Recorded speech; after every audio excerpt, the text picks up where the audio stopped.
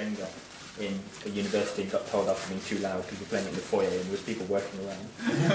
Yeah, someone put Jenga in our lab, like in sort of the, kind of like the sort of foyer area of our lab. But then, of course, when you're playing Jenga outside your supervisor's office at Ready for a long coffee time. So yes, I don't just drink tea. We play Jenga too. Okay. Right.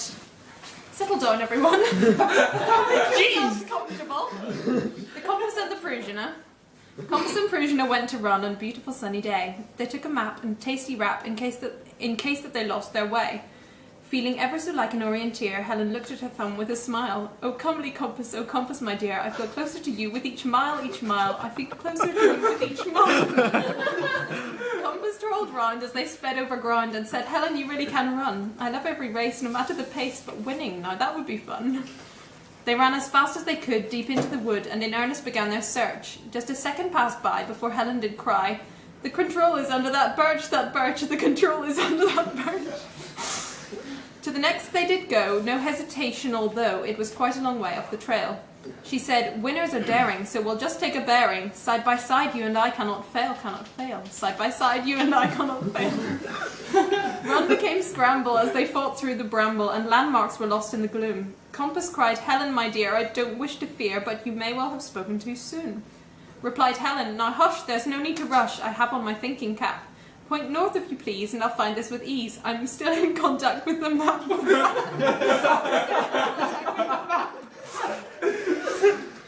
Helen thought she saw orange and sprinted away and gave a poor Robin a scare. She turned with a sigh, then gave out a cry as she came face to face with a bear.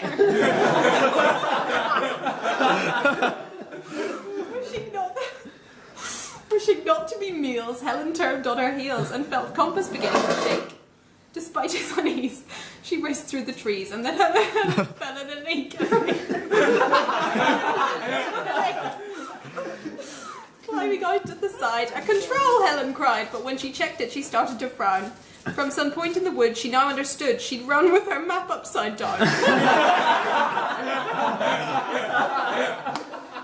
Though they were downtrodden and ever so sudden, at least they knew now where to go. Squelch went her shoes and away went her blues, at least till it started to snow, at least till it started to snow.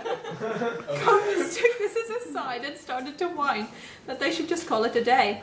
Helen said, stick together and no matter the weather, I'm sure that we'll still find our way.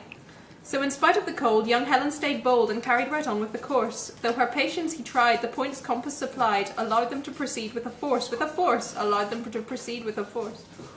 The blizzard grew stronger and the splits became longer, but then the snow stopped at once and for good. Helen stretched out her thighs, wiped the snow from her eyes, and saw again they were lost in the wood. Before Compass could moan, Helen let out a groan and snapped, not this time, do you hear? With a flag in her sight, again Helen took flight and then tripped. Tripped on a slumbering deer.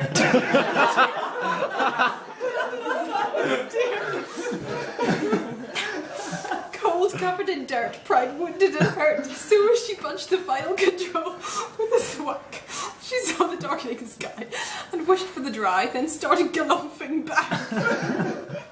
Once the finish was found, she fell to the ground. She fell to the ground with quite an unladylike thud.